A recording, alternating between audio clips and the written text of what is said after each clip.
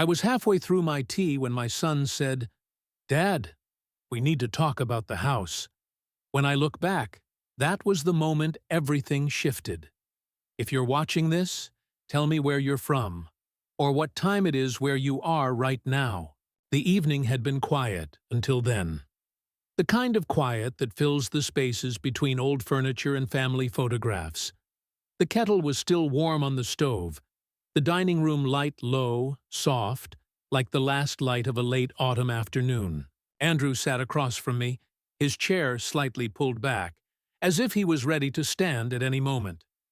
His wife, Lena, kept her eyes lowered to her plate, cutting the same piece of roasted carrot over and over, but never lifting it to her mouth. We hadn't had dinner together in months. They'd been busy.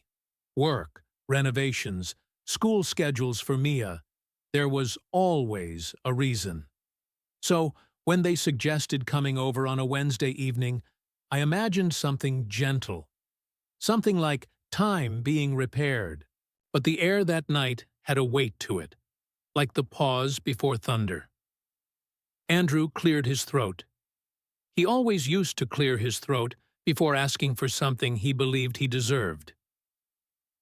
"Dad, I've been thinking," he said. "The house, it's old. A lot to manage. You shouldn't have to worry about upkeep anymore." His tone was smooth, almost rehearsed, and he didn't look at me when he spoke.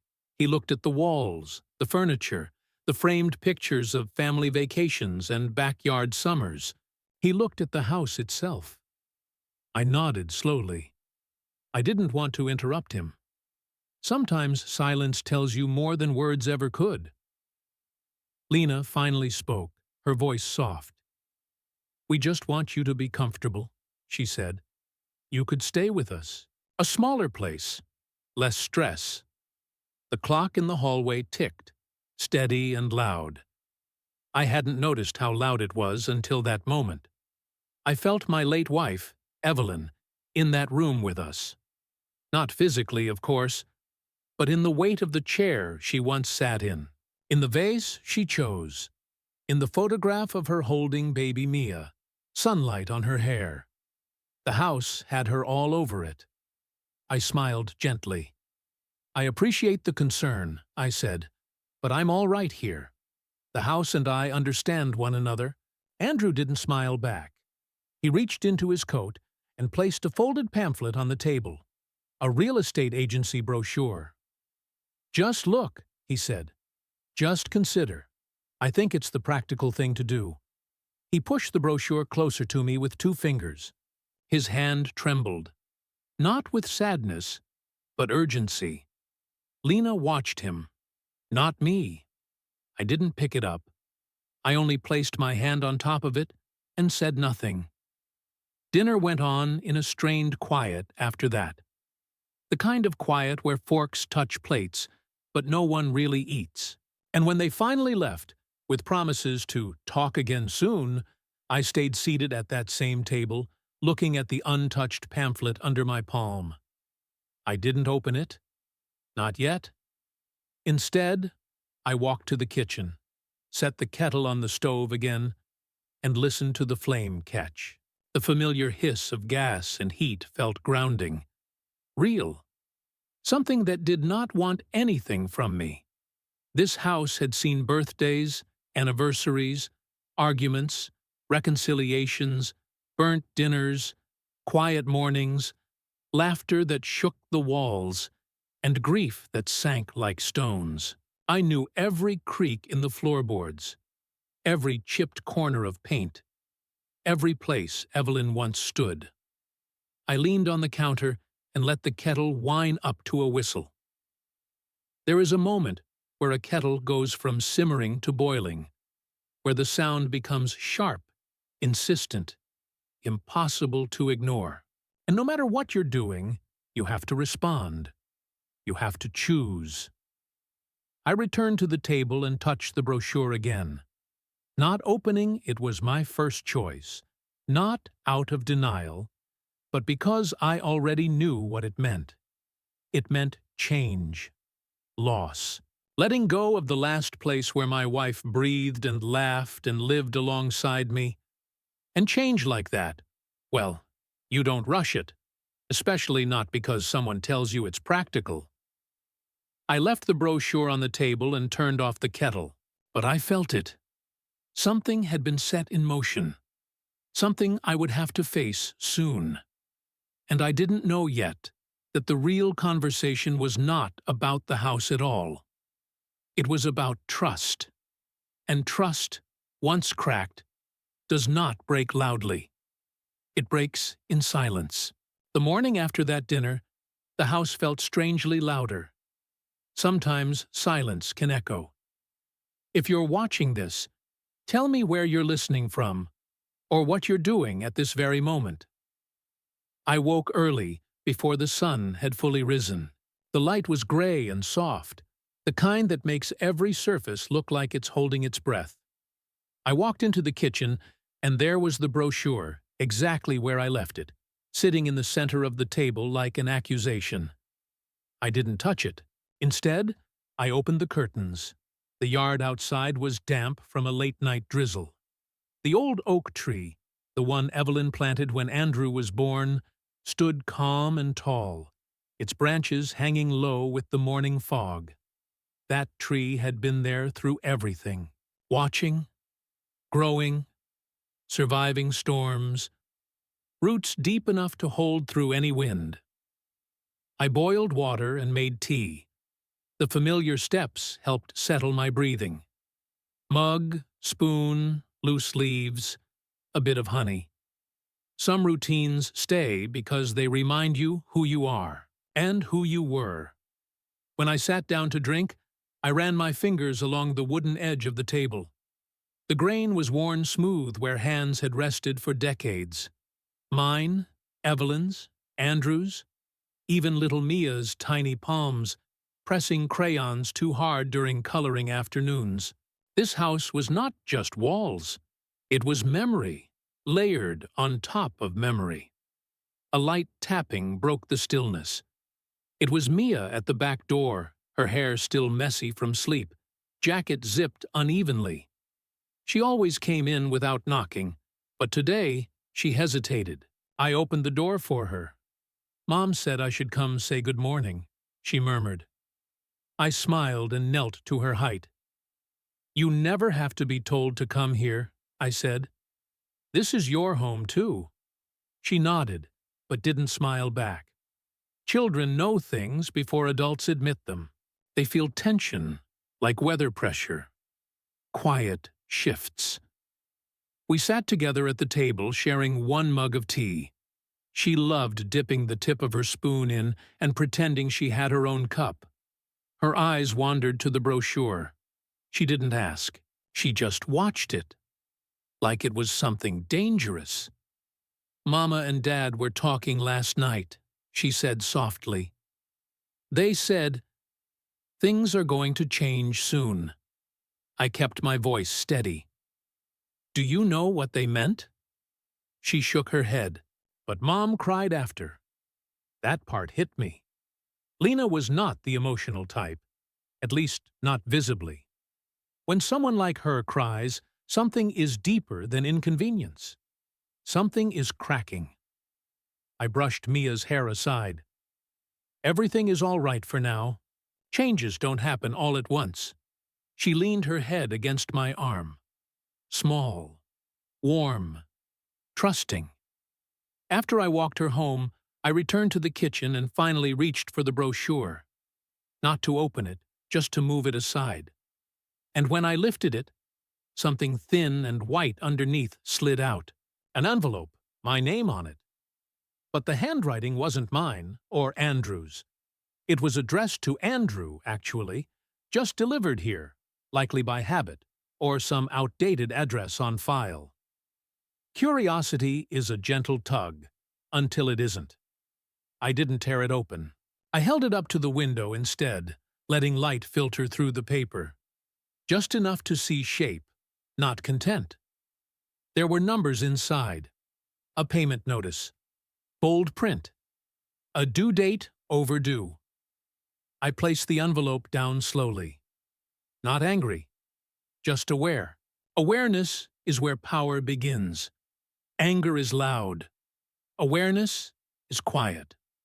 I put the envelope in a drawer, not hidden, but not visible either. A place for things waiting to be understood. The house seemed even quieter after that. I walked from room to room, noticing things I had stopped noticing. The small dent in the hallway where Andrew once crashed a toy truck. The faded patch on the wall where sunlight always hit Evelyn's favorite painting. The chair she used to sit in, to read. It still had a slight impression in its cushion, like memory leaves weight of its own. I sat there for a long time, not thinking, just being. This place held a life, a full one, a shared one, and the idea that it could be reduced to property or practicality felt wrong, not immoral, just hollow, like taking the melody out of a song and leaving only rhythm. By the time evening came again, I still hadn't opened the brochure. I placed it in a drawer beside the envelope and closed it gently. Not to avoid it, but because some decisions deserve more than haste. Some require heart, memory, and time. I didn't know it then, but that unopened envelope was the first hint, a thread that, when pulled, would unravel everything. I didn't make the appointment out of panic. I made it out of clarity. If you're watching this, let me know in the comments where you are right now. City, country, anything. I'm curious who's listening. The morning was cool, the kind where the air feels thin enough to breathe all the way to the bottom of your lungs. I drove into town with the window slightly cracked, letting the breeze touch my face. The brochure and the envelope stayed behind, in the kitchen drawer, but the feeling of them stayed with me, like a weight on the inside of my chest. The attorney's building was a narrow brick structure, older than most of the new glass storefronts around it. Second floor, no elevator. I didn't mind the stairs. The hallway smelled faintly of paper and polish, and something gentle. Lavender, maybe. The brass plaque on the door read, Samuel Rhodes, Estate and Family Settlements. No bold font, no flashy logo. Simple, understated. A man who didn't need to prove anything. Inside, the reception area was quiet, with soft chairs and a fern in the corner that looked very much alive, meaning someone cared for it. A woman at the desk offered a gentle smile and asked me to wait. I did. When Samuel opened his office door, he didn't shake my hand firmly the way younger men sometimes do to establish something. He just held my hand naturally, looked me in the eye, and said, "Henry, come in." Like we already knew each other. We sat across from each other at a wooden desk that looked older than both of us. Samuel folded his hands. "Tell me what's happening," he said. And I did, not dramatically, not accusingly, just the facts. Dinner, the request, the brochure, the envelope, my hesitation. He didn't interrupt me once, only nodded occasionally, taking in details the way a craftsman takes measurements before cutting. When I finished, he exhaled slowly and turned to the file cabinet behind him. He pulled out a blank estate structure chart, a simple sheet of paper with boxes and lines between them, and placed it between us. "This house," he said, tapping the center box with his pen, "is not just property. It represents security, continuity, and identity. When someone wants it transferred to them while you are still alive, it is rarely about convenience. It is about control." I felt something settle in my stomach. "Not fear, recognition," he continued. "Transferring title means you no longer legally own it. You may live in it, but you no longer decide what happens to it. I already knew this. In the way you know a storm is coming before you see clouds. I just needed to hear someone say it, plainly. "Is there a reason?" Samuel said carefully. "Your son needs control of this house now, rather than later." I didn't answer, because I didn't know. Not yet. He leaned back. You don't have to decide today or next week. You are allowed to pause. Anyone pressuring you to hurry has a reason they're not saying. That sentence stayed with me. Samuel slid a small card across the table. His direct line, handwritten at the bottom. Before you sign anything, call me, even if it's 10 minutes before. I placed the card into my wallet. Not like a weapon, more like a gate lock. The meeting should have ended there. But Samuel paused, studying my face the way a doctor looks before giving news they know will matter. "Henry," he said softly, "what did your wife want to happen to the house?" The question didn't break me, but it cracked something gently. Like tapping a shell, I didn't cry. I only nodded once. He nodded too, as if that was the whole conversation. On the drive home, the sky had cleared into a pale blue. A long stretch of road opened before me, lined with trees that flickered sunlight through their leaves like tiny signals. Something in me had shifted. Not into anger, not yet, but into understanding. There is a difference. When I pulled into the driveway, the house was quiet again, warm again, familiar again. But the air had changed. I walked into the kitchen, opened the drawer, and took out the brochure. I didn't open it.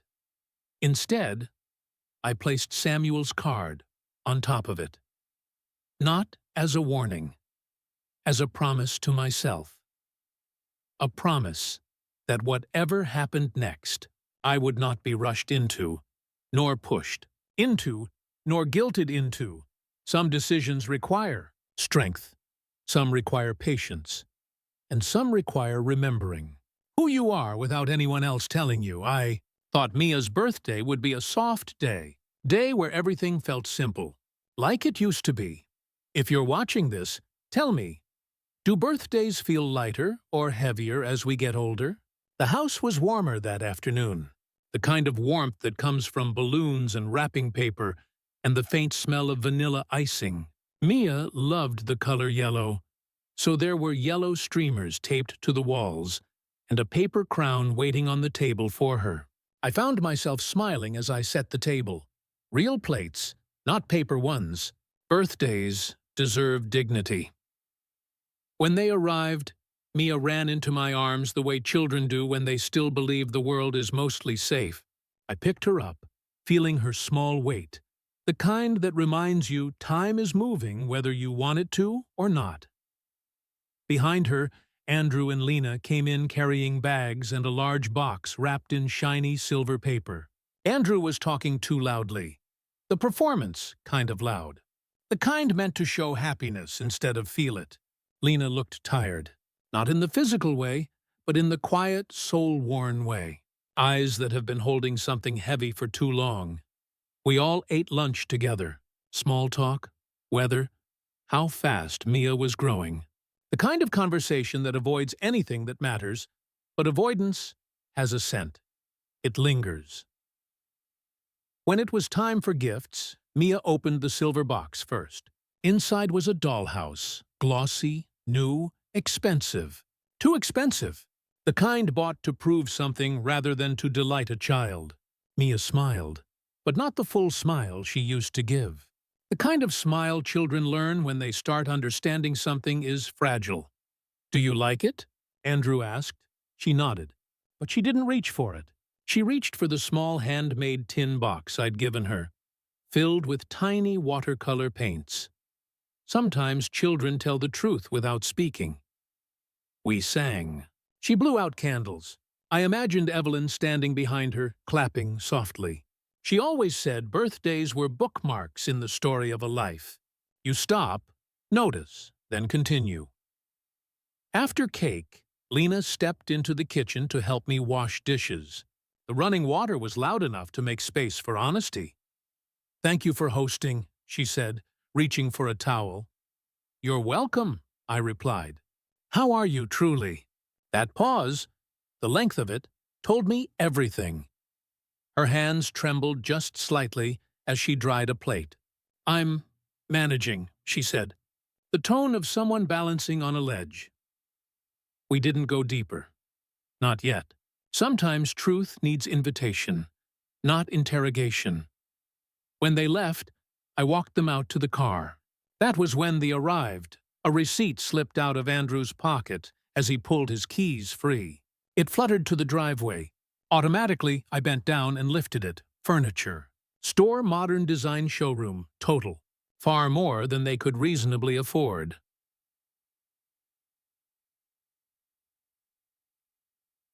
Financing. Plan next payment due in 12 days. I handed it back without expression. He took it without explanation. That kind of silence speaks, louder than shouting ever can. He opened his mouth, maybe to defend, maybe to lie, maybe to soften. But he didn't. And that was the moment I understood something clearly. This was not about the house being too much for me. It was about the house being useful to him. As they drove away, the taillights blinked along the driveway curve, disappearing behind the maple trees. The air was getting chillier. Evening was settling. I went back inside, cleaned up the last bits of icing smudged on the table, and sat in Evelyn's chair again. The house felt full and empty at the same time. Full of history, empty of certainty. Mia's paper crown was still on the table. Small, crooked, gold foil catching the last sunlight. I placed it gently on the mantel, not as decoration, as remembrance. Not everything can be saved, but some things can be kept. Some things must be the kettle. Whistled faintly from the kitchen. This time, I didn't get up right away. I just sat there, listening to it rise. Slow. Building. Insistent. A sound that said, change is coming. Whether you're ready or not. I didn't go looking for her journal.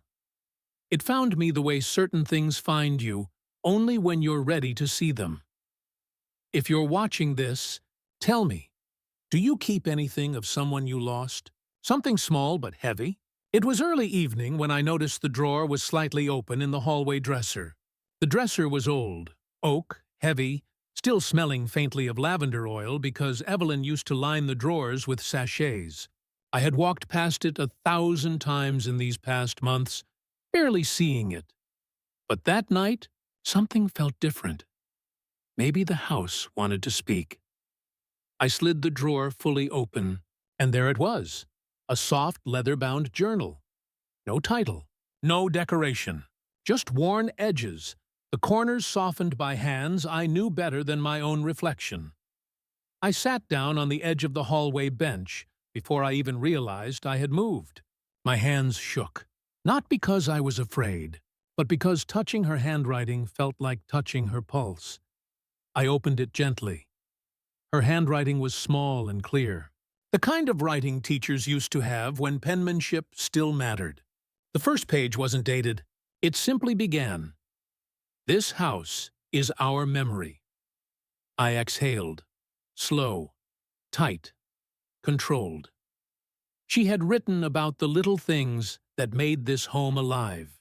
The mornings when sunlight hit the kitchen tiles in a golden square. The sound of Andrew's laughter when he was small. The nights we stayed up late talking about nothing and everything. The dreams we had for a family that would stay connected, grounded, loving. And then I reached a page that stopped me. The marked page. A pressed flower lay between the pages. A white blossom, dried flat, still delicate. Beneath it, her handwriting, "If I go before you, promise me you'll protect the house." Not the walls, the memory inside it. I closed my eyes. The journal felt heavier now. Evelyn had always known how to say things simply, without force. She never raised her voice, not even when she was afraid. She believed truth didn't need to shout. It only needed to be held. I traced the dried petals with my fingertips. They crumbled slightly. How fragile something can be, and yet how much strength it can hold. I read on. She had written about Andrew, too. "He's good, Henry, but he is easily influenced. His heart is soft, but his pride is loud. One day he may need something from the house that has nothing to do with love. If that day comes, be steady. Don't bend out of guilt. Love him, but love us too. There it was, not prophecy. Understanding. She had seen him clearly, even then. I sat in the hallway for a long time. The light dimmed. Evening slid into night. The silence wasn't heavy now. It was full, like someone was sitting beside me. I didn't cry. Tears felt too loud for what this was. This was remembering. And remembering is the quiet work of staying alive after someone is gone. Eventually, I stood and carried the journal to the living room. I placed it on the coffee table, not hidden, not framed, just present. Later, I heard footsteps outside, the familiar rhythm of shoes on the walkway. The door opened, and Mia stepped inside with her backpack. Her parents weren't with her. "Mom said I could stay here tonight," she announced, almost rehearsed. I nodded. "Of course." She took off her backpack and came to sit beside me on the floor by the coffee table. Her eyes drifted to the journal. "Is that hers?" she whispered. I nodded again. She didn't ask to read it. She didn't touch it. She just leaned her head against my arm. We stayed like that, the kind of silence that isn't empty at all. After she fell asleep on the couch, I covered her with the quilt Evelyn had sewn years ago, small stitched stars across blue fabric. I smoothed her hair. Children understand love without needing explanations. Adults forget that, sometimes. I returned to the journal and opened it again, to the page with the flower. I read her words one more time. Be steady. I closed the book. Not everything needed to be solved tonight. But something inside me had changed shape. Not a decision, but a direction, a steadiness, the kind Evelyn meant. The house no longer felt like something I was defending. It felt like something I was holding for her, for memory, for what was still good in our family. Didn't ask her what was wrong. I didn't have to. Children carry truth in their silence long before adults are ready to hear it. If you're watching this, tell me, did you ever know something as a child that no one explained, but you understood anyway? Mia woke slowly the next morning, curled up under the quilt with the tiny stitched stars. The house was still quiet. Sunlight was only beginning to soften the edges of the furniture, making everything look gentler than it was. She sat up, rubbing her eyes, her voice small. "Can we sit outside?" We stepped onto the back porch. The air was cool, cotton soft in the early morning. Birds were just starting to stir. We sat together on the wooden steps. She tucked her knees up to her chest, chin resting on them. She didn't look at me when she spoke. "Mom and Dad had another argument last night." Her voice wasn't shaky, just tired. The tiredness of someone too young to be carrying something so heavy. I rested my hands loosely on my knees. "Do you want to tell me about it?" She nodded once. They were in the kitchen. They thought I was asleep. A pause. I heard Mom say, "We can't force him. He's still his father." Another pause. And Dad said, "If he doesn't sign, we're ruined." The word ruined hung in the air like a winter chill. Not dramatic, just final. Mia's shoulders folded in, like she was shrinking to make less impact on the world. I didn't rush to speak. Children don't need speeches. They need space. "Your parents are going through something difficult," I said quietly. "But none of it is your fault. Not a single part." She swallowed hard. "I know." And she did. She truly did. But knowing doesn't stop a heart from hurting. A breeze moved through the yard, rustling the leaves of the oak tree. The same tree Evelyn planted when Andrew was born. It felt almost like it was listening too. After a while, Mia shifted and reached into her backpack. She pulled out a folded piece of paper. "I made this in school yesterday, but I didn't want to give it to Dad." She handed it to me. The drawing. On the page was a drawing of 3 figures standing in front of the house. Me, Maya, and Evelyn. Drawn as a soft outline. Holding our hands, Andrew was not in the picture, not erased, just elsewhere, standing far off to the side, drawn small, with no color. Children tell the truth without accusation. I felt something deep inside me tighten. Not pain, exactly. Something older. Something like grief worn thin into wisdom. "Do you want to talk about this?" I asked. She shook her head quickly. "No, I just wanted you to have it." She leaned into me, resting her head against my arm the way she had before. But this time, it felt like seeking refuge, not comfort. We sat like that for a long time, just breathing. Eventually, we went back inside. I made her pancakes, cutting them into little hearts the way Evelyn used to. She ate slowly, quietly. No television, no conversation, just presence. When Lena arrived to pick her up later, she looked like she hadn't slept at all. Her eyes flicked to mine, searching for judgment, anger, or blame. She found none of those, only understanding. "Mia was no trouble," I said. "I know," she replied. There was a moment, brief, delicate, where we could have spoken openly. 2 adults acknowledging the truth sitting heavy between us. But Lena wasn't ready. I could see it in the way she held her keys too tightly. So instead, she just nodded a thank you and led Mia to the car. When they drove away, the house felt incredibly still. I stood at the window for a long time, watching the dust motes drift in the sunlight. The small drawing lay on the coffee table behind me. Ghosts and truth and memory sketched in crayon. Children understand the shape of heartbreak before they can name it. And sometimes, the smallest voice is the one that makes the decision real. I knew now, without question, what I had to do.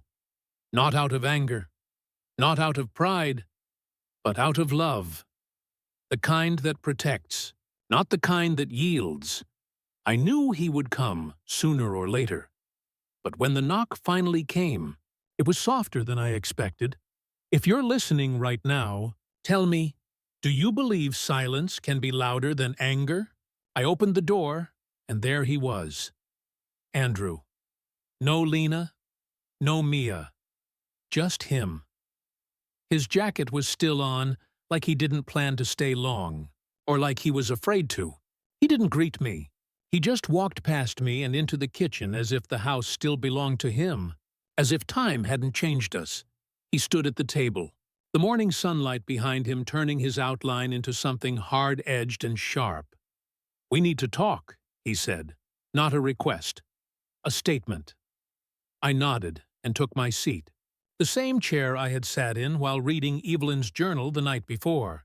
The chair felt steadier now. He placed a large cream-colored envelope on the table, not slid, placed, carefully, deliberately. "Dad, these are the revised transfer documents," he said.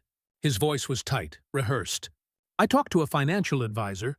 This arrangement makes sense for everyone. Everyone, meaning him." I didn't touch the envelope. "Not yet," he kept talking. "Too quickly now. You'd still live here. Nothing changes. But legally, the house would be under my name. For planning, for security. You're getting older. Things happen. This is just responsible. Responsible." He used the word like it was a shield. I let the silence stretch between us. Silence reveals more than questions ever do. His jaw tightened. "Dad, why are you making this difficult?" I didn't raise my voice. I didn't match his urgency. I just asked one question. "What are you not telling me?" He froze. His eyes flicked away. Not down, not ashamed, but sideways, toward the window. Like he could find a lie out there in the trees if he looked hard enough. "I just told you," he began, and I cut him off gently. "No. What are you not telling me? Silence. Heavy. Dense. He swallowed. Things are tight right now. Just temporary. Business slow. A few missed payments. It happens. I just need to restabilize. And the house. His voice caught. The house can be used as collateral. Just for now. Just until... I lifted my hand for him to stop. He didn't. He kept going. Dad, I am drowning, okay? I am trying. I am doing everything I can. But I need this. I need you to help me. And you're being selfish, keeping that place locked up in the past. Mom is gone. It's time to move forward. That hurt. Not in the sharp way. In the slow way, like sinking. But I didn't react. Reaction would have taken the meaning out of it. Silence, let it stand. Bear, I reached forward and finally touched the envelope. Not to open it, just to move it. Slightly, the way you move. Something fragile to examine its weight. The signature line. I slid the documents out just far enough to see the bottom. There it was. My name. A line. A space. Waiting. His finger came down on the table beside it. Tap, tap, tap. A signature. Dad. That's all. I looked at the signature line. I thought about Evelyn's journal, Mia's drawing, the oak tree, the house full of memory and breath, and past and present.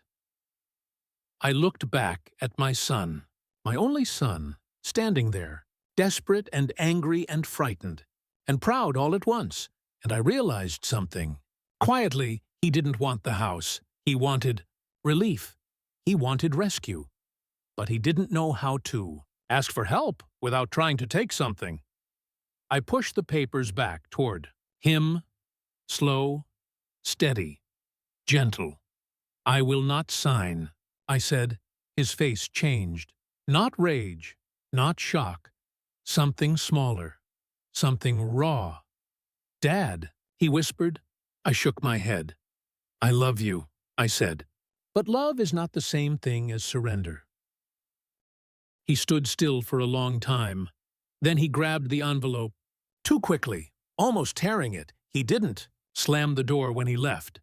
That would have been easier. The door simply clicked. Shut, dot, soft, da final. Like something important had just ended. Or started. The house felt very quiet. Afterward, but not empty. Didn't expect to hear him the next morning. But sometimes the truth arrives before you're ready to face it. If you're watching this, tell me, have you ever overheard something you weren't meant to hear? The sun wasn't fully up yet, just a soft, pale ribbon of light along the edge of the horizon. I was standing in the hallway, halfway between sleep and waking, when I heard Andrew's voice drifting from the living room. Not loud. Careful. Controlled. The tone someone uses when they don't want others to know they're afraid. He didn't know I was there. I told you I'd have it handled, he hissed into the phone. Just give me until the end of the week. A pause. A long one. No. Listen. The house is as good as done. He just needs to sign. It's not a problem. That word again. Needs, not chooses, not agrees. Needs. I stayed still, the way you do when even shifting your weight might break something delicate. His back was to me, shoulders tense, one hand pressed to his forehead like it was holding his thoughts in place. He was quiet for a few seconds, then his voice dropped even lower. If we miss this payment, they'll move to seize assets. Do you understand? I can't let that happen. I won't. I just need this one thing to go right. Just one. There it was. Not strategy, not planning, desperation. He ended the call abruptly. The kind of ending that doesn't resolve anything. It just stops. He stood there a moment, breathing unevenly, then turned. That's when he saw me. His posture shifted instantly, shoulders loosening, mouth flattening into something like a smile. Voice light and casual. Morning. Dad, I was just, on a quick work call. I didn't answer. Not with words. I just made tea. He lingered there for a while, waiting for me to speak. When I didn't, he grabbed his keys and left. Not angrily, not defiantly, just quietly, which somehow felt worse. When the house was empty again, I sat down at the table, the same table where he placed the envelope, where he tapped the signature line, where silence stretched like rope being pulled too tight. Chaititwodusir. Table had become the center of everything now. A courtroom without a judge. A battlefield without raised voices. I reached for the small notebook I kept near the telephone, the one Evelyn used to write grocery lists in. The cover was worn, floral, edges frayed. I opened it to a blank page. The record. I wrote the date, the rifi, time, and what I heard. Not because I planned to use it against him, not out of revenge, but because memory can become fog when emotion rises. Paper does not fog. Paper remembers cleanly. Phone call, 6:17 a.m. Mentioned deadline. House is as good as done. Sounds pressured, desperate. I closed the notebook and rested my hand on it. I loved my son. I will never stop loving him. But love does not require blindness. Love is not the willingness to sacrifice your own ground until nothing of yourself is left. I walked through the house then, room to room, not searching, just seeing. The wallpaper we chose together. The dent in the railing from when Andrew slid down the stairs too fast. The quilting Evelyn stitched by hand. The tree outside, strong and patient, holding its roots deep into the earth. This house did not belong to money. It did not belong to fear. It belonged to memory and care and a life built honestly. I stood in the living room, sunlight now slowly filling the floorboards, and I felt something settle inside me, like a knot untying, not hardness, not anger, steadiness, the kind Evelyn had meant. Hours later, when the house was fully bright and awake, I made a phone call of my own. Samuel answered on the first ring, as if he had been expecting it. I heard something this morning, I said. Tell me, he replied, and I did. Not to accuse my son, not to punish him, but because truth requires witnesses. When the phone call ended, I didn't feel triumphant. I just felt steady. The kind of steady that comes before a storm. The kind that says, I will not be moved by fear.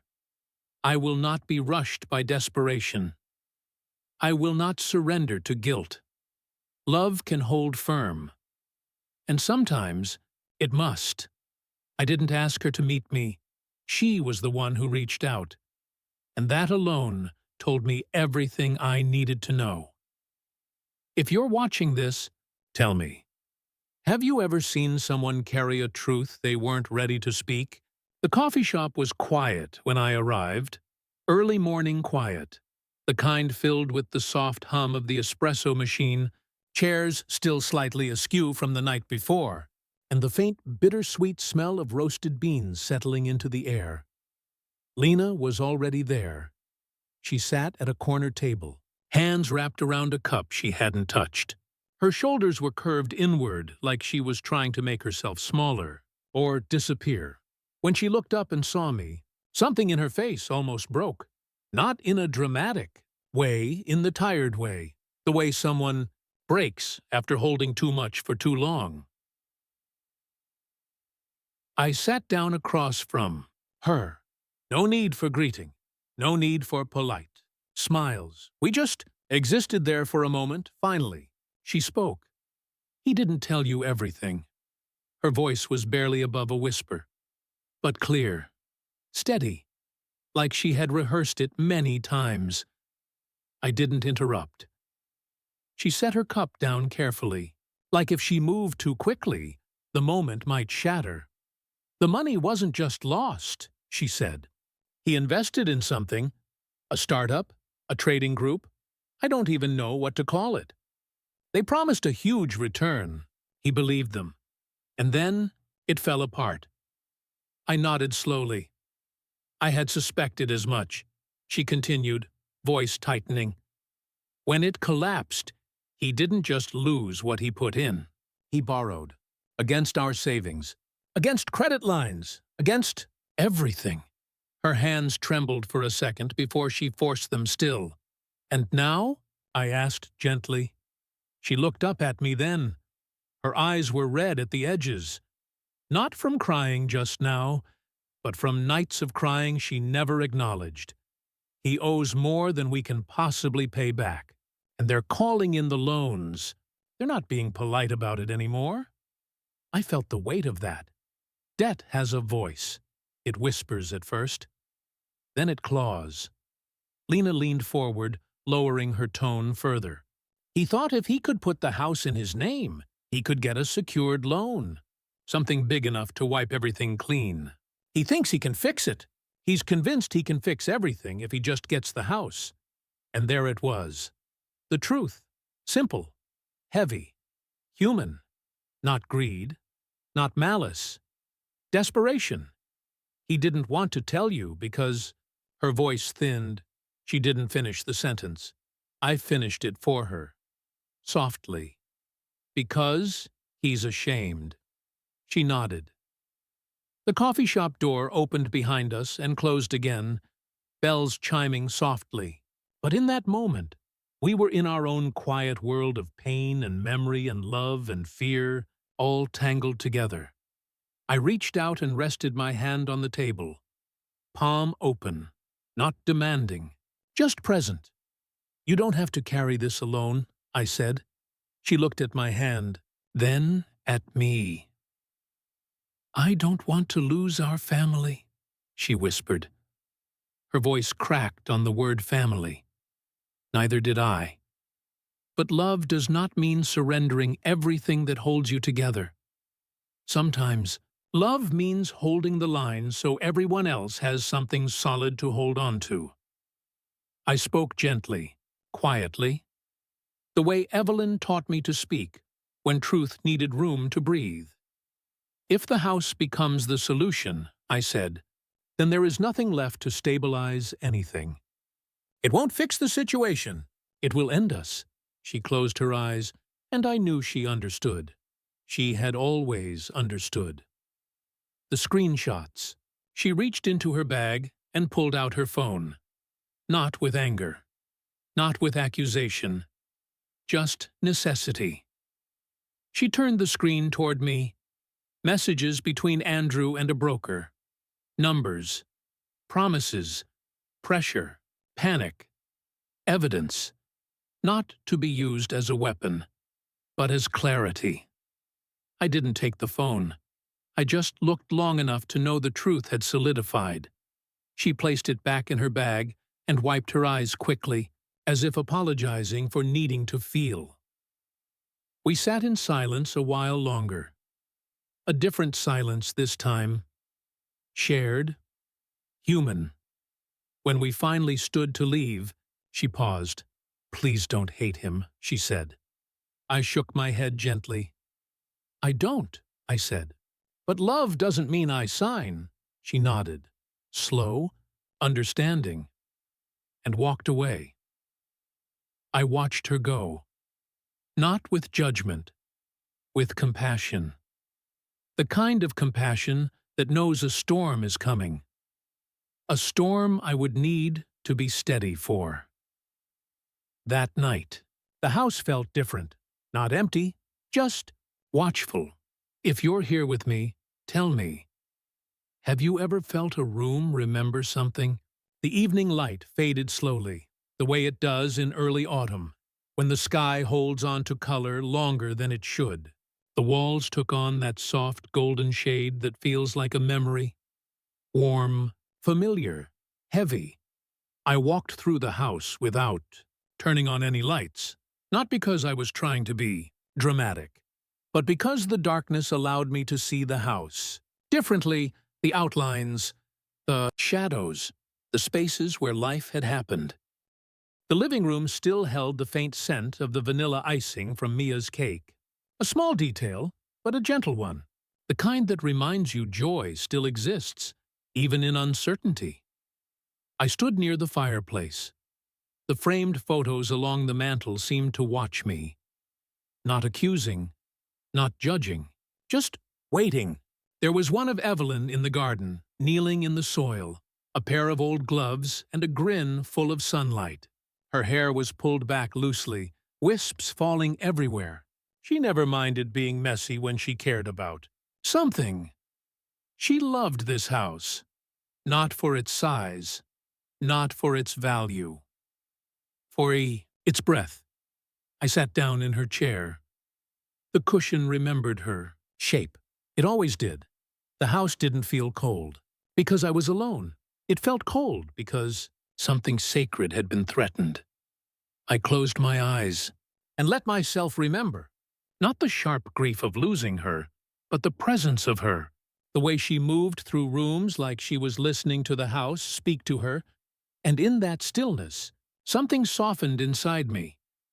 This place was not a bargaining chip, not collateral, not a fix-it patch for panic. This house was a promise.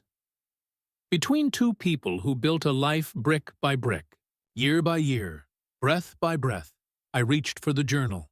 I didn't need to read it again. I just placed my hand on it. A vow can be spoken. But sometimes, a hand resting quietly on memory is enough. After a long while, I got up. I went into the kitchen and poured myself a glass of water. No tea this time, just water. Clear, uncomplicated, honest. My hand brushed the edge of the counter, the very spot where I once held Evelyn steady when she felt faint.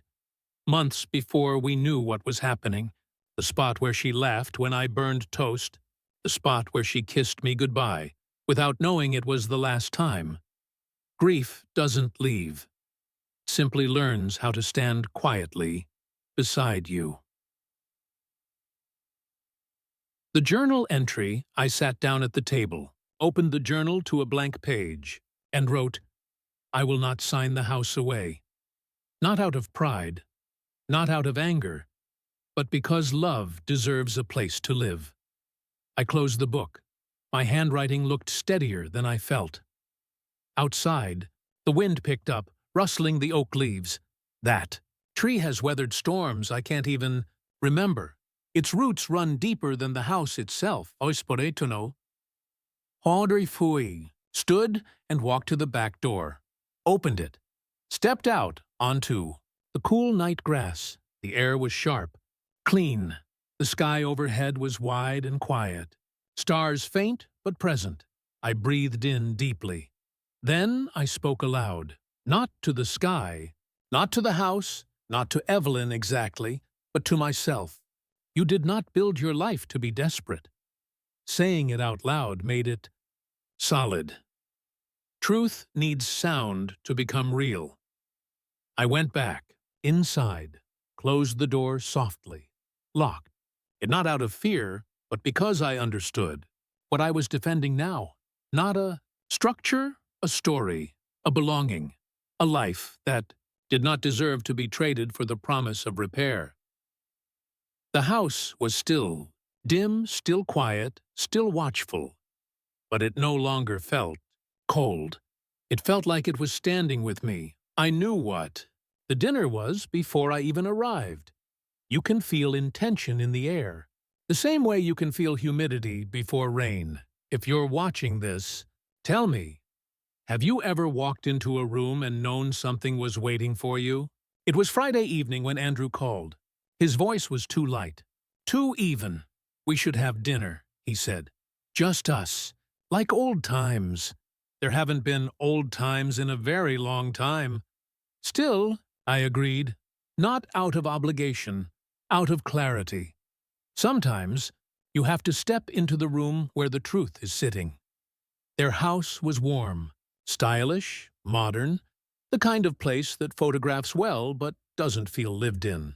The lights were soft, music low, table set with linen napkins and polished silverware. A performance of normalcy. Lena opened the door. Her smile was thin, stretched too carefully. Mia was already in her room. By choice or instruction, I wasn't sure. We sat. Chicken, roasted vegetables, a glass of wine poured with more ceremony than sincerity. They tried small talk at first, weather, work, school, but the words slid around the table without landing anywhere. We all knew why I was there. It was Andrew who broke the surface tension. "Dad," he said, placing his fork down and lacing his fingers together. "Let's talk about the house." There it was. No soft edges, no hesitation. I didn't answer. "I let the space stay open," he continued, voice measured in that way people speak when they're trying to sound rational while standing on the edge. "I know we've had misunderstandings, but we're offering a reasonable arrangement. You'd still live there. No disruptions. Just transfer the title so we can handle things more effectively. It's simpler this way." Simpler, his favorite word when trying to move something complicated quickly. Lena stared at her plate, barely breathing. Silence sat between us again. Then, almost as if it had been waiting for an entrance, Andrew reached into his coat and took out a document envelope. This one was different from the first. Thicker, heavier. He slid it across the table. Not aggressively. Not dramatically. Just precisely. The second documents, I opened the envelope slowly, carefully, as though it might break if mishandled. Inside was a new transfer, deed. More formal. More binding. This one didn't just transfer ownership. It revoked any future rights. No clause for residence, no fallback, no shared authority. The house would be his, entirely. I looked up at him. "Did you read this?" I asked. He didn't answer. His jaw tightened. "I had it prepared," he said. Prepared, not reviewed. Not understood. Prepared. The distinction was everything. His voice cracked next. The first real crack I'd heard in weeks. "Dad, I am trying," he said. "I am trying so hard. But I am drowning, and I need this. I need you to trust me." Trust. The word landed heavy. I leaned back in my chair, breathed slowly. Let my voice be quiet. Not to overpower him, but to steady the room. "Trust isn't built on pressure," I said. "Trust is built on truth." He closed his eyes like the sentence physically hurt. Lena looked up then, and for the first time, she met my eyes directly. "Andrew," she whispered. "He knows." The world stilled. Andrew froze. His shoulders collapsed inward, as if holding himself up had finally become too heavy. Tears didn't come. They wouldn't. Not yet. But there was defeat there. Small, raw, honest. "I didn't want it to be like this," he said. "I know," I replied, and I did. This wasn't greed. It was fear wearing the mask of control. But fear can destroy a family faster than cruelty ever could. I placed the documents back in the envelope, folded it shut, set it gently on the table between us. "I will not sign," I said. Not harsh, not angry, just true. The air changed. The room shifted, like a current altering direction. No one moved. No one spoke. Eventually, I stood. Mia watched me from the top of the stairs. Silent. Small. Eyes wide. She had been listening. I gave her the smallest smile I could manage. She didn't smile back. She just nodded. She understood. Children always understand. I walked to the door. No one stopped me. No one called after me. Outside, the night had cooled. Streetlights flickered across the pavement in long, quiet lines. The house behind me glowed warm. But warmth can be misleading. Some fires burn without giving heat. I didn't open the documents right away. I let them sit on the kitchen table overnight, like an unwelcome guest waiting to be acknowledged. If you're here with me, tell me, do you ever delay something because you already know it will hurt? The morning light was thin and gray when I finally sat down. No music, no kettle, just the house breathing softly around me. The air had that stillness to it, the kind that asks you to be honest. I slid the envelope open carefully, the way you open something fragile. Or dangerous. The papers were crisp, heavy stock, fresh ink. Whoever prepared these expected them to be signed. Expected certainty. Expected compliance. But expectation is not truth. I laid each page out, flat on the table, one after another, a quiet, methodical act, like unfolding a map or a reveal. The language was polished, professional, clean, full transfer of title, complete transfer of rights, irrevocable, immediate effect. And then, halfway down page 3, there it was, a clause tucked neatly between two harmless sentences. Transferee holds exclusive authority to modify, sell, or leverage property as financial asset without need of consultation or residence-occupant approval. In simpler words, he could sell the house without telling me, without involving me, while I was still living in it. The betrayal wasn't loud. It was ink on paper. I sat back in my chair and let the meaning settle, not shock, not anger, just clarity. There are moments in life when something inside you stops being soft, not hardened, just finished. I picked up a red pen from the drawer. Evelyn always kept red pens for grocery lists and small notes. I uncapped it slowly. The red line, I circled the clause, not once, but twice, deliberate, slow, unmistakable. The red ink looked like a boundary, the kind that says, no further. I sat there staring at the circle. It didn't look like ink. It looked like a line that divided two lives. Before I knew, and after I knew. My chest tightened, not from grief this time, but from recognition. Andrew hadn't brought me this, because he trusted me. He had brought it, because he believed I wouldn't read it. He believed I would bend to love, to guilt, to the soft ache of memory. But love is not blind, and memory is not weakness. The house was quiet, but not empty. It felt like Evelyn was sitting in the room, not ghostly, but present, steady. I reached for her journal, opened it to the page with the pressed flower. Read the words again. Be steady. And something inside me anchored. I didn't cry. I didn't speak. I didn't move for a long time. Just breathing, just deciding. The kettle whistled faintly on the stove from where I had left it heating earlier. This time, I stood and turned it off before it screamed. No chaos. No boiling over. Not anymore. I gathered the documents, slipped them back into the envelope, folded the flap. Not gently, not aggressively. Just, finally, I put on my coat, picked up the envelope, walked out into the cool morning.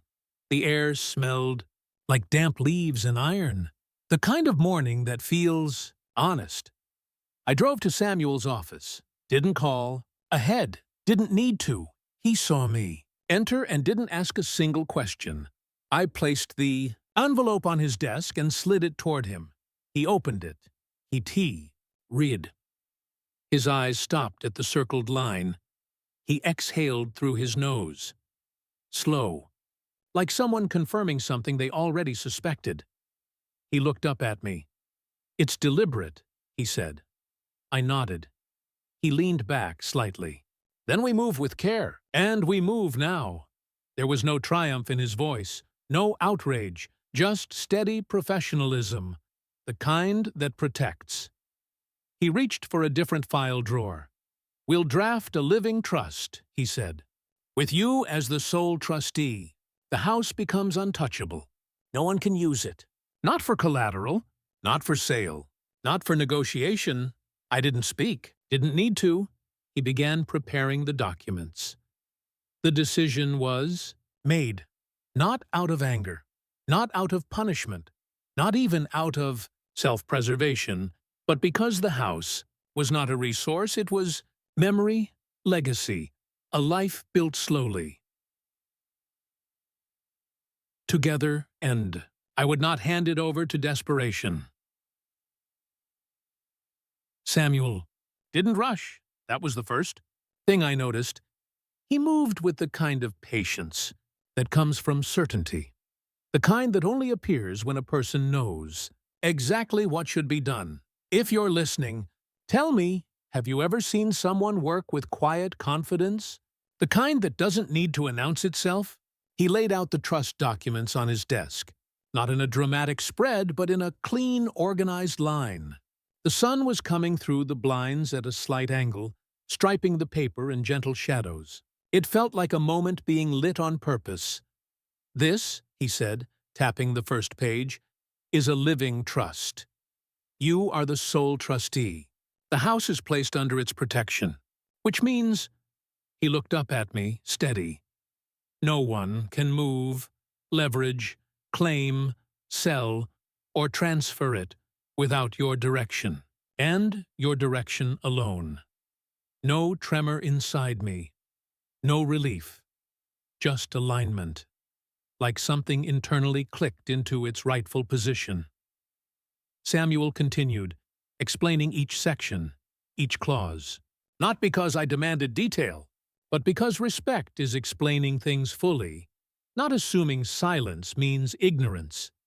As he spoke, I found myself watching the pen in his hand, the way he held it delicately, the way his fingers didn't tremble. He had done this before, many times, for people who were standing where I was now, at the threshold where love meets boundary. "We'll also attach a note," he said, "a statement of intent, something clear and personal, written in your words. It won't change the legality, but it will shape how the situation is understood if challenged. A.E. Sutterduffers, but not a legal one, a human one." I nodded. He turned to the final page, the signature page, and slid it toward me, not insistently, not ceremonially, just naturally, like passing conversation. I held the pen. The pen was heavier than I expected.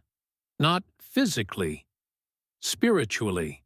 I signed one stroke at a time, not rushed, not hesitant, just steady. When I set the pen down, Samuel exhaled, not relief, but completion. He gathered the documents into a file. "It's done," he said. 2 words, simple, firm, yet irreversible. But he didn't stop there. He leaned back slightly, folding his hands. "There's something you should prepare for," he said. "When someone is desperate, they don't react to boundaries gently. Your son isn't just trying to solve a problem. He is trying to outrun collapse. When you put up a wall, he may push harder before he understands he can't move it." I knew he was right. "Be steady," he added, echoing Evelyn's journal without knowing it. Steady. The word had followed me like a quiet echo through every room of my house. When I left the office, the air outside felt crisper.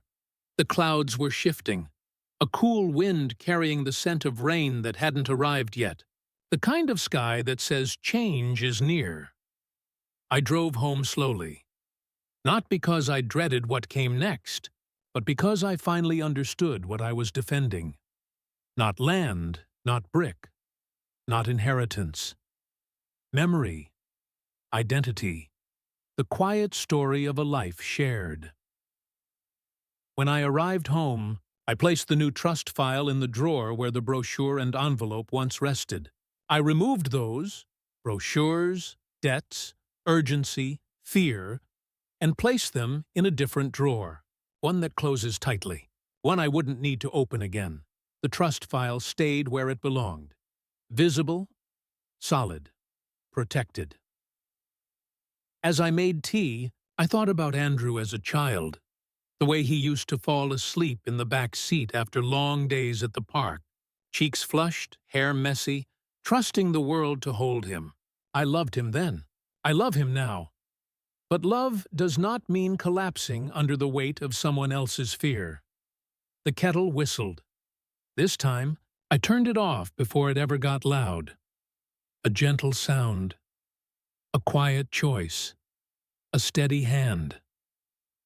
That night, I sat in the living room with the lights low. The house felt calm again. Not because the situation was resolved, but because I was no longer uncertain. Then came the footsteps on the porch, sharp, urgent, unscheduled. A knock, hard, swift, direct.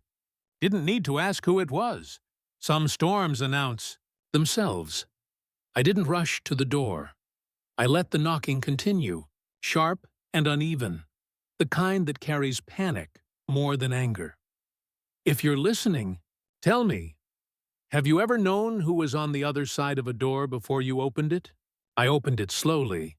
Andrew stood there, not composed, not polished, not performing. His hair was uncombed, his breath uneven, and his eyes were wild in the way someone looks when they realize the ground beneath them has shifted. "Why did you go to a lawyer?" he said. No greeting, no hesitation, just accusation. The porch light cast a soft glow over him, outlining the exhaustion in his face. I didn't step back and I didn't step forward. I just stood there, present, steady, the way Evelyn would have wanted. "Come inside," I said. He didn't move at first. His jaw clenched, unclenched. Then he walked past me into the living room, pacing, a caged, restless kind of pacing. The kind that doesn't want stillness because stillness means feeling something. He turned toward me, eyes bright with disbelief. "You put the house in a trust. Not a question. A wound." I nodded once. "Yes," he laughed. Not humor, a laugh like metal scraping metal. "So that's it? You just locked me out? Shut me out? From my own home?" "This was never your home," I said softly. "Not like that." His face twisted, pain shifting into anger so quickly it almost blurred. "I'm your son," he said, voice cracking. "You're supposed to help me." I didn't flinch. I didn't raise my voice. I didn't apologize. "I am helping you," I said. "But signing this house away would not save you. It would only postpone the collapse. And after it fell, we would have nothing left. Not the house. Not this. Nothing." He shook his head violently. "You don't understand," he snapped. "This is my only chance. This is the only way I can fix this." "No," I replied, calm as still water. "It is the only way you can avoid facing it." He stopped pacing. The room went quiet in that very particular way. The quiet where something important is about to break. The trust file. I walked to the drawer, opened it, and placed the trust folder on the table. Not in front of him, not as a weapon, just present. He stared at it the way people stare at something that refuses to obey them. His voice lowered. "You didn't have to do this," he said.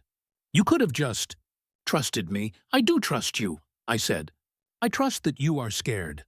I trust that you are overwhelmed. I trust that you are trying not to drown. But trust does not mean handing you a weight that will pull us both under." He blinked. Pain, real pain, flickered across his face. For a moment, He looked like himself again. Not the man behind debts, behind pressure, behind pride, but the boy who used to ask me to lift him up to see the moon through his bedroom window. "I didn't want to disappoint you," he murmured, soft, small. "You didn't," I said. "You are human. Humans falter. Humans misstep. This isn't disappointment. This is life." His shoulders shook. And then the anger came back. Not because it replaced the hurt, but because it hid it. "You think this makes you the hero," he said. "You think you're saving something, but you're just holding on to a dead past. Mom is gone. This house is just wood and walls and memory that doesn't matter anymore." I felt the words, but I did not take them in. "This house is where she lived," I said, "and where we lived, and where Mia feels safe. That matters, not because of the past, but because of the future." He looked away, jaw tight, breath shallow. He had no argument left, just ache. Silence settled. Not heavy, final. He finally spoke. Voice rough. "So what now?" I answered simply, "Now you face this, without risking everything we built." He stood there, hands hanging at his sides, empty. Then he picked up the envelope. Not the trust, but the transfer papers he had brought before, the ones with my name waiting to be signed.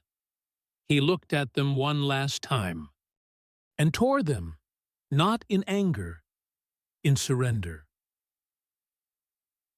Threed, sound was quiet, paper. Tearing rarely sounds dramatic. It sounds like something ending softly. He left without another word, no door, slam. No final accusation, just footsteps fading down the porch. The house exhaled. I exhaled. Not victory, not relief, just steadiness. The house was silent after he left, not peaceful, not empty, just silent. If you're listening, tell me, have you ever heard a quiet that felt like it was waiting for something? I didn't move right away. I stood there near the doorway, hand still resting on the frame, like my body hadn't quite caught up to the fact that the confrontation had ended. The air felt heavy, like dust that had been stirred and was now settling slowly back into place. Outside, the street lamp flickered. The sound of crickets buzzed faintly in the distance. The world was carrying on, completely unaware that something inside my home had shifted. Permanently. I shut the door. Not gently, not firmly, just closed it. The click sounded final. I walked through the house the way you do when you're trying to understand your own footsteps. The living room looked the same. The table, the books, the framed photos, the chair where Evelyn used to sit. Everything was where it had always been. But the feeling was different. Not worse, just honest. There are moments in life where illusion stops being possible. This was one of them. I sat down on the couch. The cushions exhaled slightly under my weight. The ticking of the clock on the wall became louder, each second marking time in the simplest, most unwavering rhythm. No urgency, no rush, just passing. For a moment, I wondered if I should feel guilt. But guilt comes when you cause harm. Honesty, when it is painful, is not harm. It is clarity. What I felt was sorrow. Not for the house, not for the confrontation, but for the distance between who Andrew had been and who he believed he needed to be now. That distance was the wound. Later, when the night deepened and the rooms settled into their familiar shapes, I walked to Mia's drawing, the one she gave me, still resting on the coffee table. 3 figures and a house. One figure far away. I traced the outline of Evelyn's drawn hand, connecting ours. Children don't lie. They just reveal what grown-ups are afraid to name. I placed the drawing on the mantel, next to the birthday crown, not as decoration, but as compass. Sometime after midnight, there was another knock. Soft, almost hesitant. For a brief second, I thought Andrew had returned, but when I opened the door, it was Mia. She stood there in her slippers, a stuffed rabbit in her hand, eyes wide and shiny from holding back tears. "Mom said I could stay," she whispered. I didn't need an explanation. There are some guests the heart opens, the door for before the mind asks questions. Knelt and wrapped my arms around her, her small voice pressed into my shoulder. "Are we still a family?" I closed my eyes. "Yes," I said. "We are. A family doesn't stop, even when it hurts," she breathed out. The kind of long exhale children do when they've been holding something in for too long. I made up the couch for her again. Same quilt, same pillow. She curled into it and fell asleep almost instantly. Exhaustion has a way of claiming children swiftly. I sat nearby, watching her chest rise and fall. Steady, soft, present. The notary's seal. The trust documents were still in their folder on the side table. I slid them out, opened to the notarized page. The embossed seal caught the lamplight. Firm, textured, real. Legal protection is not love, but sometimes it is how love must express itself. I placed the documents back in the folder and rested my hand on top of it. My hand didn't shake. When I finally went to bed, the house no longer felt cold or heavy. It felt like it was watching over us, holding us. There was sadness, yes, but there was also something else, something that felt like a floor beneath my feet. Ground. The kind Evelyn would have wanted. The kind that could hold through whatever came. Next, the phone rang early, not the gentle kind of ring that blends into "Morning!" This one cut through the quiet like a blade. "If you're listening, tell me." Have you ever answered a call already knowing it would change the day? I picked up on the second ring. "Mr. Cole?" a voice asked. Smooth, practiced. The tone of someone who speaks for a living, but not to connect, to persuade. "Yes. This is Daniel White. I'm calling on behalf of Horizon Capital Brokerage." The name sat in the air like something sour. He continued, not pausing to let breath enter the conversation. "I'm calling to confirm the property transfer arrangement for the Cole residence at 47. "There is no transfer," I interrupted. Silence. Not the respectful kind, the calculating kind. "I was under the impression," he said, carefully choosing each word, "that your son was authorized to negotiate equity leveraging based on the property value." "No," I said. "He is not authorized, and the property is no longer privately held. It is protected under a living trust. I am the sole trustee." Another silence. This one longer. Then his tone shifted, something cooler revealing itself beneath the professional polish. "Mr. Cole," he said, "these arrangements were already in progress. Your intervention complicates the position of multiple parties." I almost smiled. There is something extraordinary about hearing the truth disguised in business vocabulary.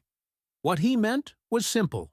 They expected me not to read, not to question, not to protect what mattered. I didn't raise my voice. Calm is a language. "Your dealings were made with someone who does not have ownership," I said. "Any attempt to use the house as collateral will be legally rejected." A small pause, too quick to be anger, too controlled to be surprise. "I see," he said. "Then we'll need documentation." "I'll have it sent to you within the hour," I replied. I hung up. No satisfaction, just alignment. The house was still quiet. Mia was asleep on the couch, wrapped in the quilt, holding her stuffed rabbit. Her breathing was slow, peaceful, Children sleep deeply when they know they are safe. I went to the drawer with the trust file, opened it, removed the notarized trust document, stepped to the scanner on the counter and fed page after page through the document transmission. I emailed the full file directly to the broker's office. No explanation, no apology, just clarity. 15 minutes later, my phone buzzed, not with a call, with a short text from an unknown number. "You've made this harder than it needed to be." I stood there, phone in hand, and felt something surprising. Not fear, not anxiety, strength. The kind that comes from choosing your ground and staying on it. Later that morning, I stepped outside. The air was cool, wind moving gently through the oak leaves. That tree had seen every version of us, young, laughing, arguing, grieving. It stood like it always had. Deep roots, high branches, just being itself. No permission, no justification. I stood beneath it, letting the shade fall across my face. This house, this land, was not something to be saved. It was something to be kept. Kept with dignity, kept with love, kept with memory. Car slowed near the driveway. My breath held for just a moment. But it was Lena. She parked quietly and came to stand beside me under the tree. No words at first. She looked tired. Yes, but something in her posture had changed. Less fear, more acceptance. "They called us," she finally said. "The brokers.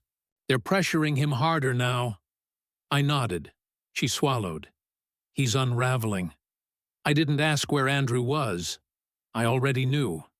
"He has to face this," I said. "But he doesn't have to face it alone." Her eyes filled, not tears of grief, tears of release. She exhaled. It sounded like letting go of a weight she had carried too long. We stood there under the oak tree. Two people who had not chosen this storm, but who understood now how to stand through it, not by bending, but by rooting. Courtrooms are not like movies. They are smaller, quieter, and colder. Decisions are made in silence, not speeches. If you're listening now, tell me, have you ever sat in a room where everyone tried to pretend nothing was breaking? The municipal courthouse was a modest brick building on a quiet street. No marble columns, no dramatic echoing halls, just a front desk, worn floors, and a faint smell of old paper. The kind of paper that has recorded decades of human mistakes. I arrived early. Samuel was already there. He nodded once when he saw me. Not reassurance, but understanding. We didn't rehearse anything. There was nothing to rehearse. The truth is not a performance. The clerk called our names. We walked into a small hearing room, pale walls, wooden desks, one window letting in a rectangle of soft, indirect light.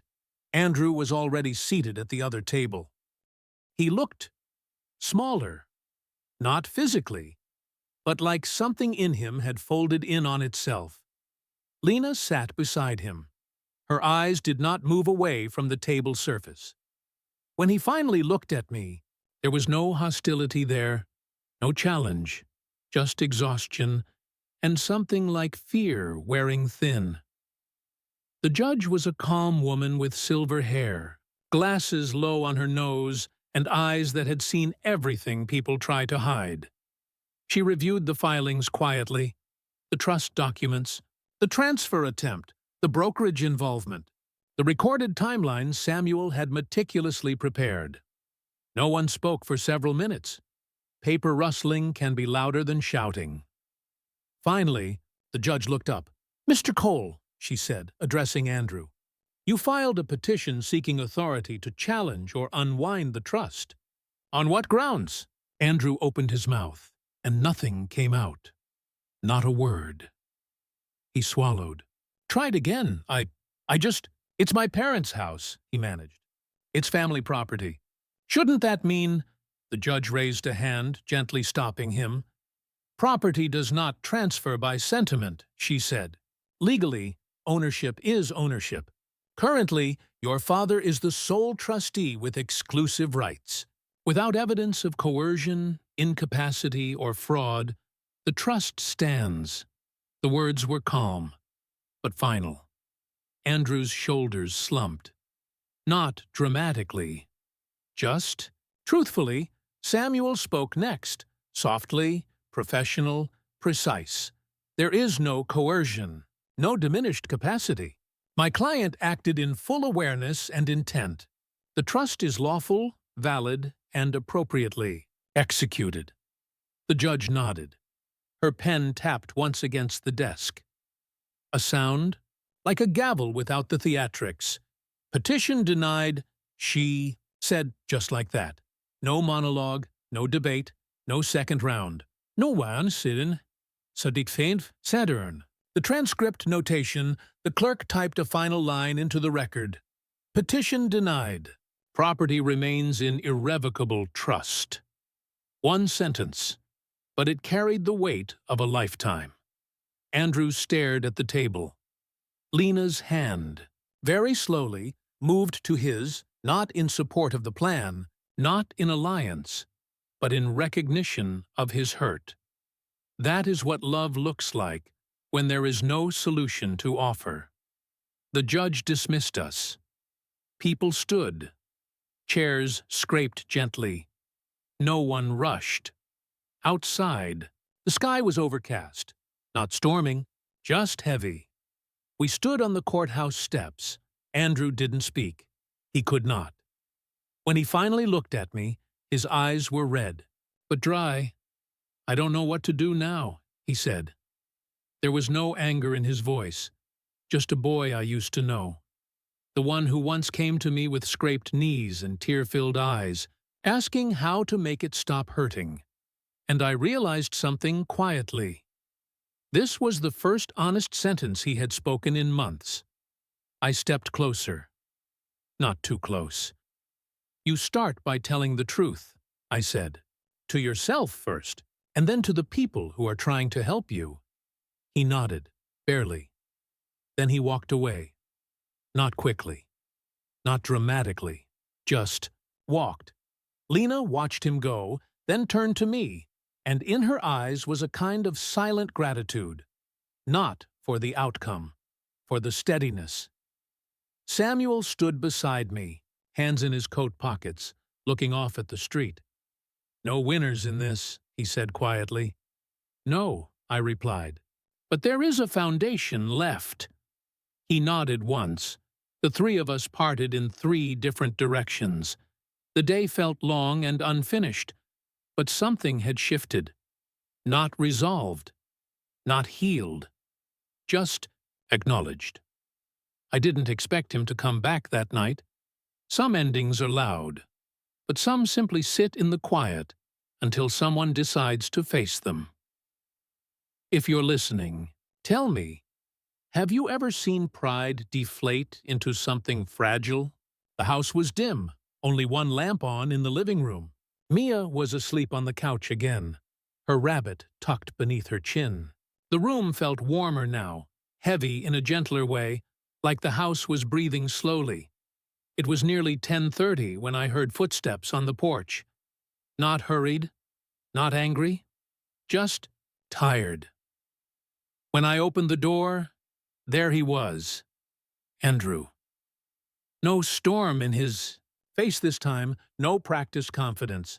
Just a man exhausted by his own fight. He didn't ask to come in. I stepped aside anyway. He walked to the living room and sat down on the edge of the chair. Across from mine, the chair where guests sit when they don't know what to do with their hands. He stared at the floor for a while. I didn't speak. Silence is sometimes the only language that doesn't wound. When he finally looked up, his voice was quiet. I didn't think it would go that far. I nodded, not in agreement, in understanding. He rubbed his palms together. Slow, restless. I thought I could fix everything, that if I just had one more chance, one more push, one more something, I could make it right. His voice cracked softly, but I kept trying to fix it alone, and the more I tried to fix it, the more I broke everything else. He wasn't asking for forgiveness. He was confessing. He leaned forward, elbows on his knees. "I didn't tell you because I didn't want you to see me like this," he whispered. "I didn't want you to know that I failed." There it was. Not greed, not manipulation, fear of being seen as less than the person he hoped to be. I spoke quietly. "You are not failing because you are struggling. You are failing because you thought you had to struggle alone." His breath trembled. He nodded once, the smallest motion, but it shook the air. "I thought I was protecting you," he said, "but I was only hiding from myself." He wiped his face quickly with the back of his hand, not to erase tears, but to hide the act of wiping them. The room felt very still. I walked to the bookshelf, opened the lower drawer, and pulled out a small, white envelope. I had written something that morning, not knowing when it would be needed, but knowing I would need it eventually. I sat across from him again and placed the envelope between us on the coffee table. The letter of boundaries. "I wrote this earlier today," I said, "not because I expected you to apologize, but because I needed to speak clearly. To you, to myself." He didn't reach for it at first. He just stared. Then, slowly, he picked it up and unfolded the paper inside. My handwriting was steady. "I will always be your father. I will always want your life to be whole. But love cannot be built on sacrifice that destroys one of us. I will help you, but not by giving you the house. I will stand with you, but you must stand too. We face this together. Not through shortcuts, not through desperation, through truth." He read it twice. The first time to get the words. The second time to feel them. His throat tightened in a quiet swallow. "I don't know where to start," he said. "You start," I replied, "by telling the truth to the people who can help. A financial counselor, an advisor, support organizations, people who deal with this every day. And you let Lena be part of it. You stop hiding from the person who loves you most." He nodded again. Tighter this time, sharper. The nod of a person realizing that the way forward is not easy, but real. He looked over at the couch. Mia was still sleeping, her small hand resting near her face. Something in him broke and reformed at the same time. He didn't cry. He didn't collapse. He simply reached out and touched her hair, just once, the gentlest gesture a person can make. Then he whispered, so faint I almost didn't hear it, "I don't want her to remember me like this." I placed my hand on his shoulder. "Then let her remember this moment instead." He closed his eyes. The kind of closing that means beginning again. He stood to leave. But just before the door, he turned back, voice raw. "Thank you for not giving up on me." "I never did," I said. "I just stopped letting you give up on yourself." He nodded, and left. No slam. No collapse. Just a man walking toward the truth he had avoided. Morning light has a way of telling the truth. Not loudly, just by arriving. If you're listening, tell me, do you keep photographs because of what they show, or because of what they remind you of? The sun was just beginning to slip across the living room floor when I woke. Mia was still asleep on the couch, her quilt tucked up around her chin, her small fingers curled into the fabric.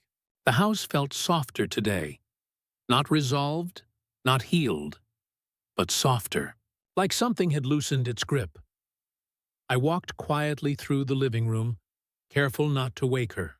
The oak tree outside cast moving shadows across the wall, branches shifting slightly in the morning breeze. The house breathed in time with it. My eyes found the mantel. The photographs had sat in the same arrangement for years, not because I was afraid of change, but because the arrangement had made sense. It had reflected a story I believed in. A family aligned. One whole circle. There was a photo of the four of us. Evelyn, myself, Andrew, and Mia, taken on a summer afternoon in the backyard. We were all smiling. The kind of smile that doesn't hide anything. And beside it, a photo of Evelyn alone, taken while she was tending her garden. Sunlight turning her hair into something almost golden. Hand hovered over the family photo first. Not to remove it. Just to touch the glass. The memory was real. The love was real. But it did not reflect who we were now, not in this moment. So I lifted it carefully, slowly, not like erasing, like acknowledging. I didn't take it away. I didn't hide it. I simply set it in the lower drawer of the bookshelf. A place of safekeeping, not disappearance. A place where things go when they are still true, just not current. Then I took the photo of Evelyn, the one where she was alive in joy, not in memory, and placed it at the center of the mantel. Not to glorify the past, but to remind the present. The house seemed to exhale. Or maybe I did. I sat down on the edge of the couch. Mia stirred slightly, eyelids fluttering open like soft wings. She looked toward the mantel first. Children always see what changes. Your twinned gaze lingered on the single photo, her grandmother, smiling at a world that had not yet changed. "Did you move it?" she asked, voice still warm from sleep. "Yes," I said. "For now," she nodded. No confusion, no sadness, just understanding. Mia slid off the couch and came to sit next to me. Her small hand found mine. "I like it like this," she said. I squeezed her hand gently, not to reassure her, to thank her. After breakfast, toast, fruit, quiet conversation, I walked her home. The street was calm, leaves shifting across the pavement, the world going on with its ordinary rhythm.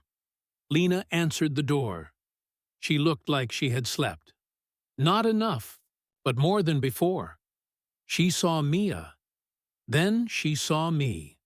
No words. Just relief. Mia hugged her mother and disappeared inside, her small footsteps echoing lightly. Lena stepped out onto the porch, closing the door behind her.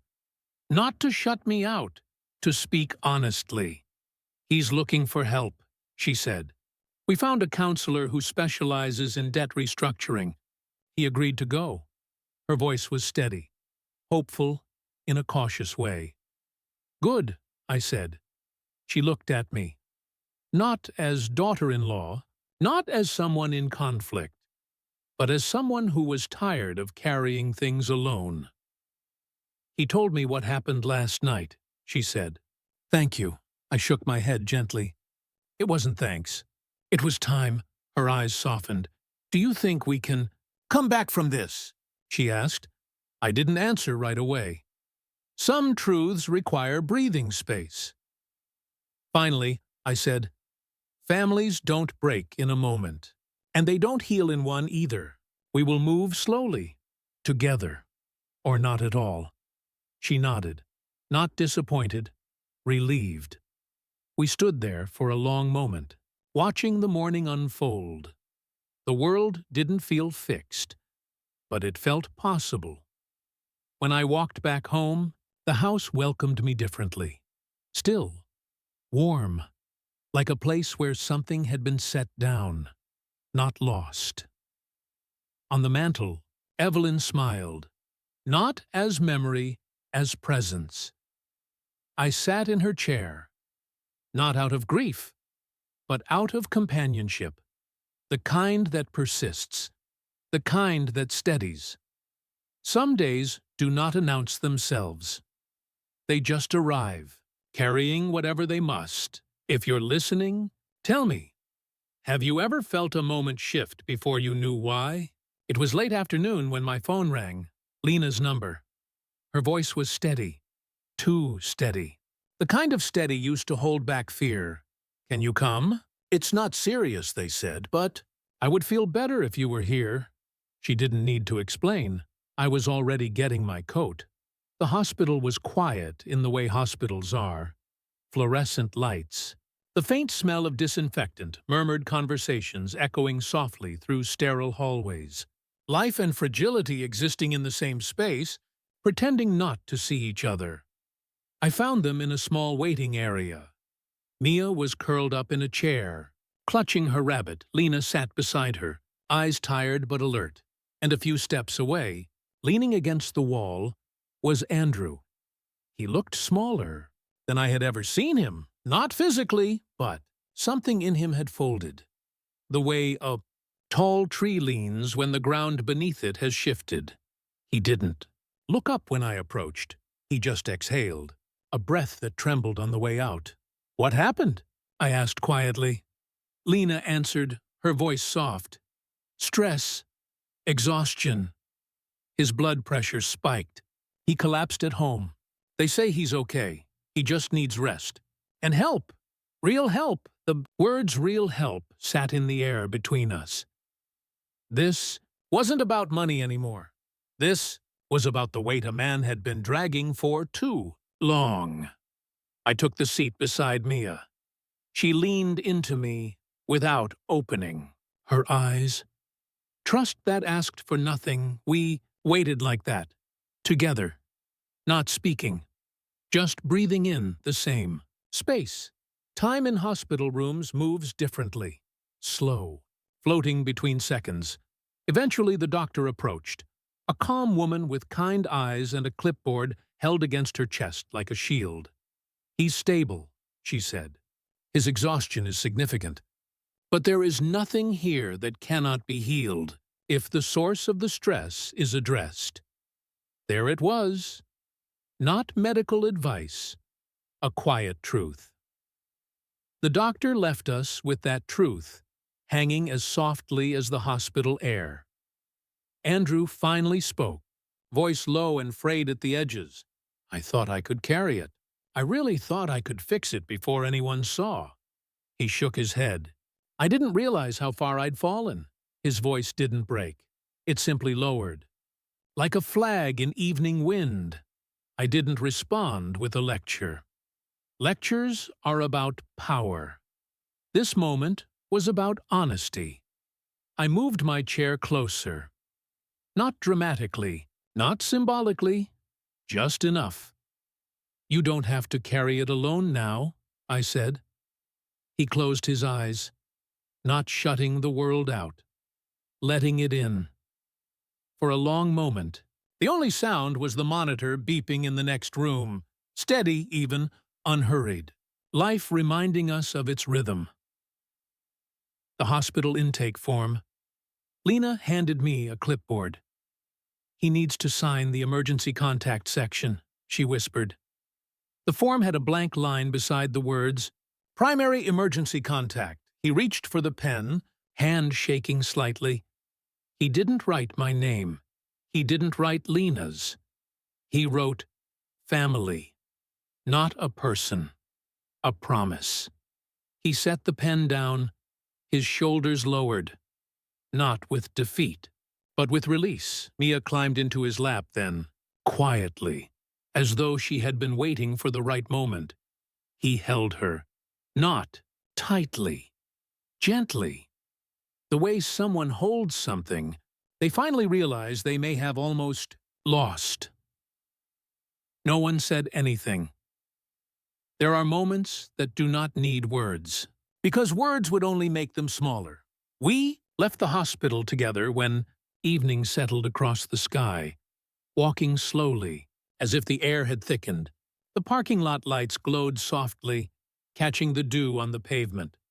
Before we reached our cars, Andrew stopped, looked at me, not as a man defending himself, not as a son asking permission, just as a human being trying again. "I want to do this the right way," he said. "Not the fast way, not the desperate way, the right way." I nodded. "That's all I ever needed," I said. He nodded back, a small movement, but it carried weight. The night was quiet on the drive home. The oak tree swayed gently in the yard, the house warm inside, lights glowing softly. Not healed, not fixed, but moving. Together. There are endings that arrive suddenly, and there are endings that unfold like a sunrise. Slow, quiet, inevitable. If you're listening, tell me, do you believe the end of a story can also be the beginning of one? It happened on a Sunday. Not planned, not scheduled. Just time. The house was warm that morning. The light was soft, golden.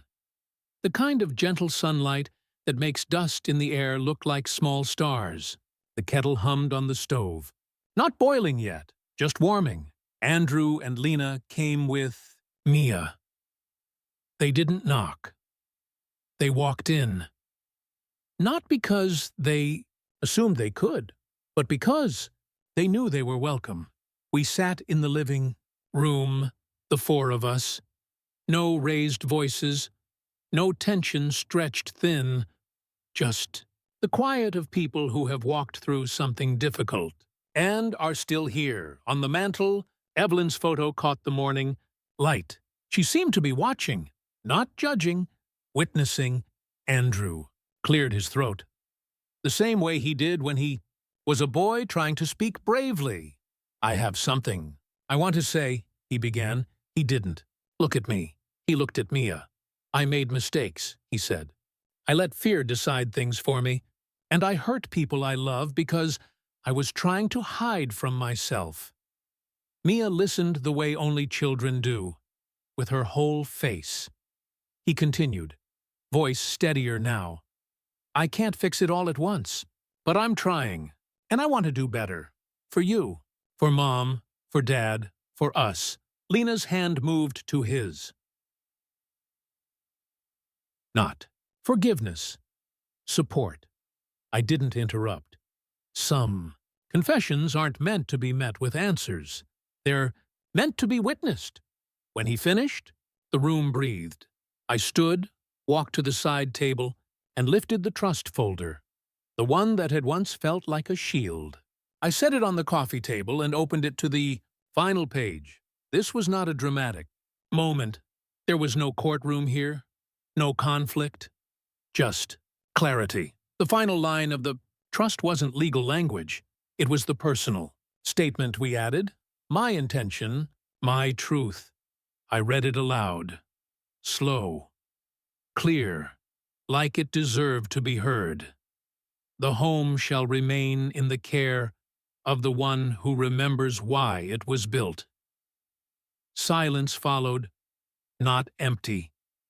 Full. Andrew's eyes closed, not in pain, in relief. The kind of relief that comes when you finally stop fighting something you were never meant to control.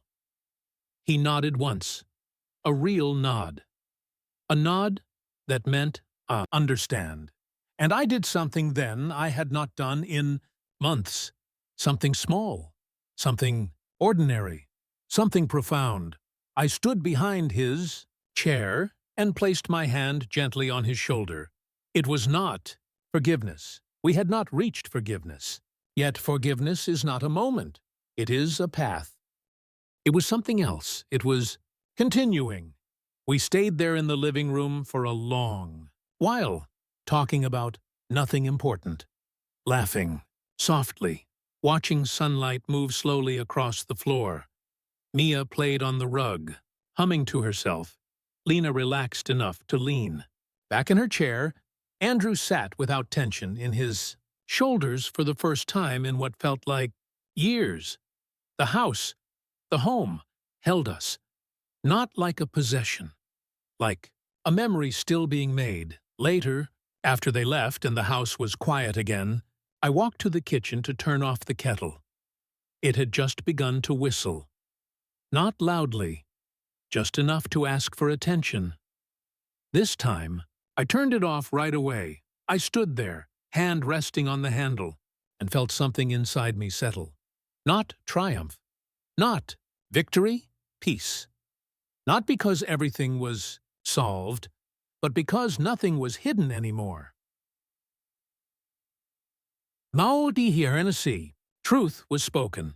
The storm had passed, and what remained was real. I walked into the living room and looked at the mantel again. Evelyn's photo still stood in the center. Steady. Warm. Whispered to her, not to the memory of her, but to the part of her that lived here still. I kept the house, but that wasn't really the truth. The deeper truth was this. The house kept us, and the story continued. Not as it was before, but as something new and honest and earned. Series end.